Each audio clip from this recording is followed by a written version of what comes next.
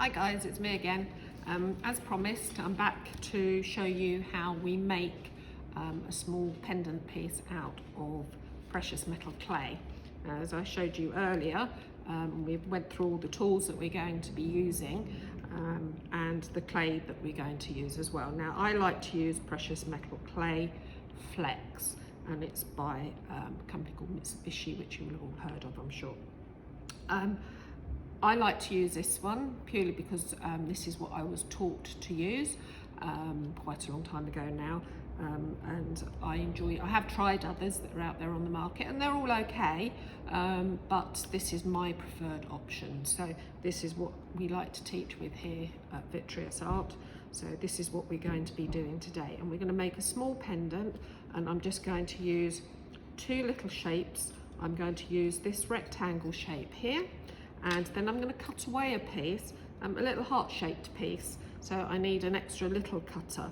Now, the one thing you have to remember with precious metal clay is that it does shrink. It shrinks approximately by 10%, and that's because when you dehydrate it, you're taking away the water content, and when you fire it, you're taking away the cellulose binding agent. So you're left with a very high content of silver. So you've got to remember that your pieces will shrink a little bit, but we'll talk more about that on the workshops that we run here. So first things you need to do before you open your packet of clay is get your workbench ready. So I've got my texture mats here, and the first thing we need to do with these is choose which one of these I'm going to be using. And I quite like this swirly patterned one that I've got in my left hand here. So that's the one I'm going to be using. So I'll just pop this other one to one side. And the brass mat that we're going to be rolling on, this is the one I've chosen for this exercise today. So what we need to do before we do anything else is to make sure we put our releasing agent on both of these surfaces. So that's where we use, in my case, I like to use this little tub of Vaseline. As I said in my earlier video, that you can use a light oil, just sort of like a sewing machine oil or anything that's a very light oil you can use. And I just make sure it goes over the palms of my hands, and then I put it across my brass plate, making sure I capture most of the area within this space here.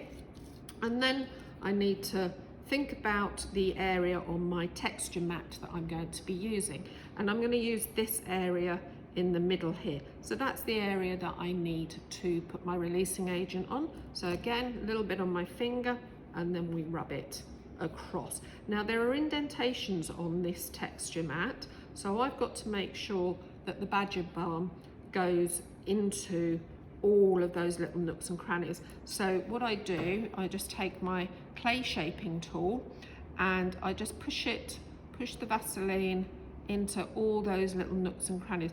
Obviously, if you used a liquid releasing agent like a light sewing machine oil or something similar, that would flow into those crevices, but then you'd need to make sure that there was no liquid sitting in there. You'll notice that I'm taking out some of the grease because I don't want lots and lots of grease all over my clay, but I'm just taking some of it out. Okay, but it's really important that you do a very thorough job of this, otherwise your clay will get stuck in to your texture mat and you'll spend ages trying to fetch it all out, and it's quite an expensive product, so you don't want to waste it if possible. So that's that done. Still need to have the badger balm on my hands because I'm going to be rolling the clay in my hands in just a moment. So we're now going to be opening the clay. Now, the clay comes really, really well wrapped up, and this is because you don't want any air getting to it until you use it. Now, it's better, a little top tip here for you, it's better to use clay during the cooler months of the year. I find that if you use it when it's very hot, sunny hot day, it can dry out very quickly, and you don't want that happening whilst you're using it. You can reconstitute it if needs be, but it's better to work with the clay as it comes out of the packet. Now that is what you get in a 5 gram packet. It's not a lot, but it's lovely once you're finished making it. It looks it's a bit squidgy, a bit like blue tack consistency. And we're just going to roll it up, make sure there's no air in there, just like you would with normal clay. I don't know if any of you have been watching the pottery throwdown at all, but they knock the clay up, and that means they're getting all the air out of it, and that's what we're doing here. And just in my hands, I'm just making sure it's all rolled together.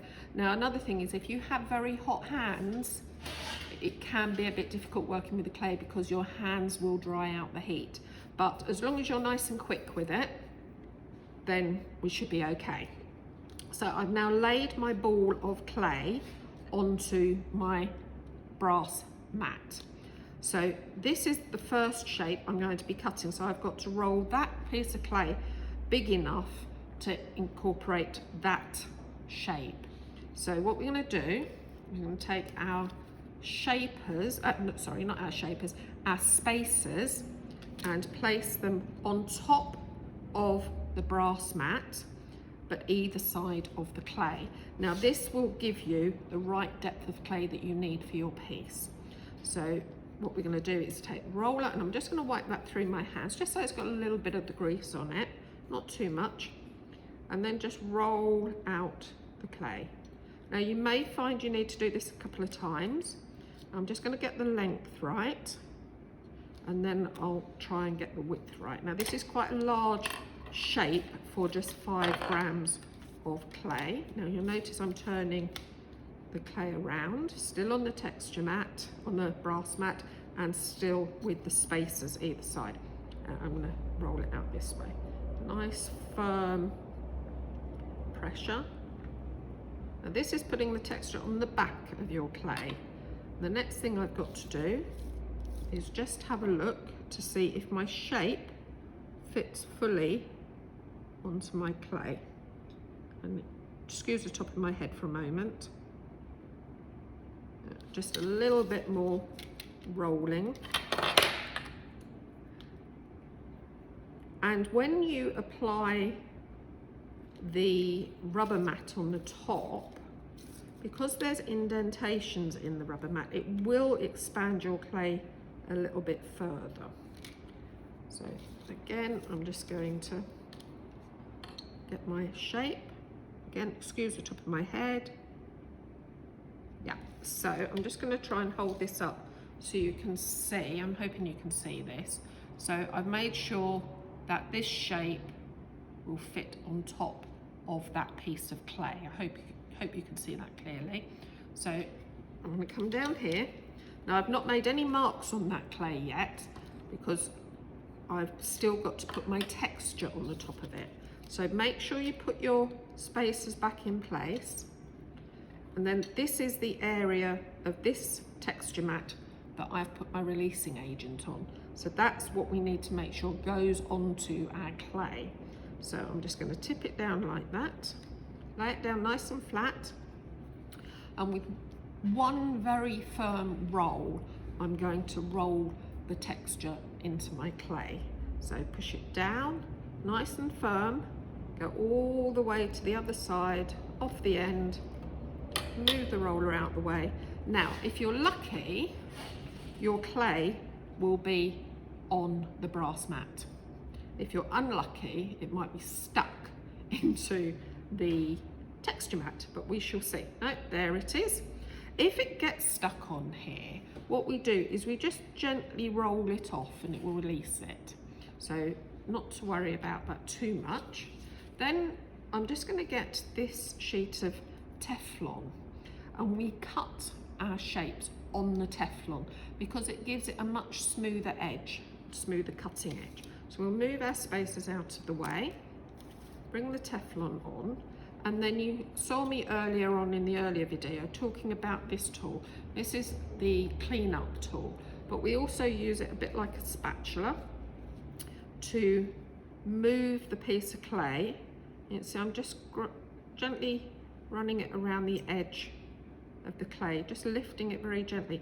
Now it's fine to do this on the edge, but you don't really want to do it in the middle underneath, because that area underneath will be part of your pendant. We're going to be cutting the edges away, so if you mark the edge of fraction a little bit, it won't matter too much. So there we are, it's on the Teflon sheet, and now what I need to do is cut my main shape. So I'm going to pop it on the top again, excuse my head, and I'm going to make sure it's fully on, and then just nice and firmly push down.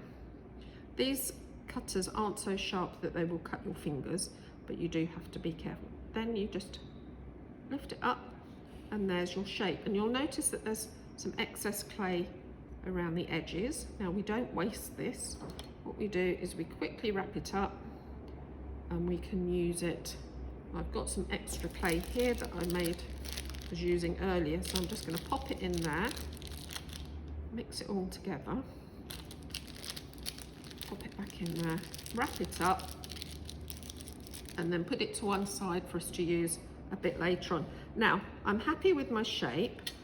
You probably can't see it too well, but if you look at it, you might be able to see around the edges, it's a little bit feathery around there, but we want a nice sharp edge. So what we'll do at this point is we'll take our little water pot, our paintbrush, and just dampen the paintbrush. You don't want it sopping wet, just tiny, and then we're just going to brush those feathery bits back in. And it really is worth taking the time to do this, because this will save you a bit of time later on when you come to do your sanding. Now you need to consider the pattern on your piece, and which bit you will be happy to lose, because what we're going to do is we're going to cut out a little shape, and I'm going to cut out this corner. There's not much pattern down here, so I'm just going to cut that away. So making sure there's plenty of room around the shape, because you don't want your final piece to be a weak piece of jewellery. You want it to be nice and solid. And then I'm just going to press my finger down, straight down, and then lift up. It's not behaving, so just take your brush and just gently tease the part out. And again, just dampen it a little bit, and just on the inside there, just wipe those feathery bits back. Okay, so this has now got to go into the dehydrator to dry. So that's going to take about 20 minutes. So what I suggest is we take a little break now, go and have a cup of tea, and come back a bit later on. And this piece will then be dried, and I can show you how we sand it and drill the hole in it, and then pop it in the kiln ready to be fired. So I look forward to seeing you a bit later on. Thanks, bye.